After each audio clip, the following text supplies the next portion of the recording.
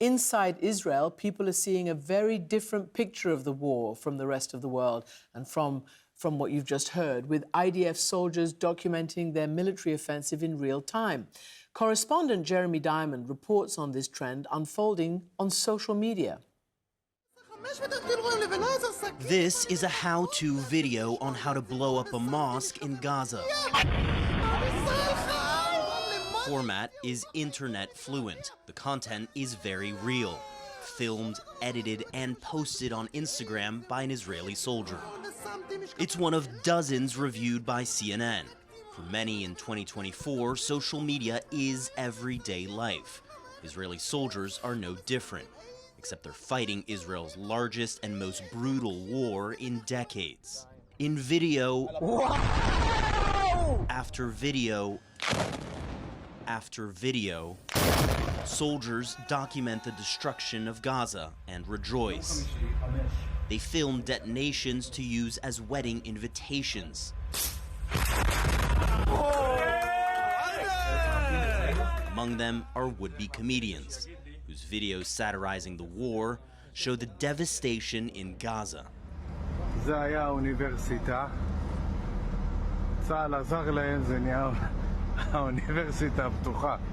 Soldiers have always documented themselves. It could be in journals, it could be with, taking pictures. Avner Gvaryahu served in the IDF during the Second Intifada. He leads the group Breaking the Silence, which encourages soldiers to speak out about the realities of occupation. Even if we do find, the why we went to this war important, significant, and necessity, we have to ask ourselves how we're conducting ourselves in wartime. The videos often end up on the social media channels of right-wing political commentators. They boast to the Israeli public of the tactics used to defend them. The IDF told CNN that it has acted and continues to act to identify unusual cases that deviate from what is expected of IDF soldiers. Those cases will be arbitrated and significant command measures will be taken against the soldiers involved. Images from Gaza of Israel's war injured are rare on Israeli television, but they're there on TikTok. The overarching theme is that, we're here, we're going to win, we're powerful enough. And I think that what these soldiers are doing, or these clips that we see on social media, is part of an attempt to regain sense of agency, regain sense of power, regain, the sense of positive self-image, the way we thought about ourselves before October 7th. At times, they openly defy their military's message about protecting civilians. And film themselves destroying civilian shops. Israel is under increasing scrutiny over the war in Gaza.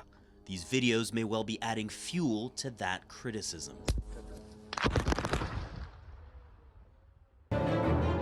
Just into CNN, the IDF says it's detained more than 20 people suspected of taking part in the October 7th attacks as its raid of the largest functioning hospital in Gaza continues. The Israeli military also says it found weapons inside the facility, but CNN hasn't been able to independently verify that photograph. The IDF, though, says the mission inside the hospital is still ongoing. I want to get to CNN's Nick Robertson, who is live in Tel Aviv for us. So, Nick, what more are you learning?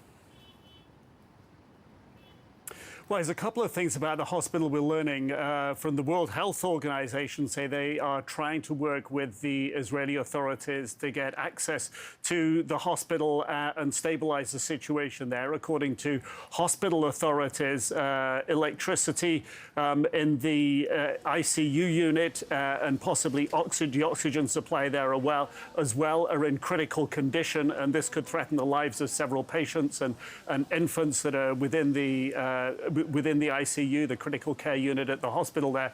But to what the IDF is saying, that they have now rounded up 20 suspects, they say, who were involved in the October 7th attacks. They've released photographs of a few of them that we cannot independently ourselves verify were involved in the October 7th attacks. The IDF described one of them as an ambulance driver, again, something we can't verify. The IDF originally went into the hospital, they said, because they had credible intelligence that there were possibly the bodies of hostages there. They had this intelligence, they say, from their sources and from other hostages.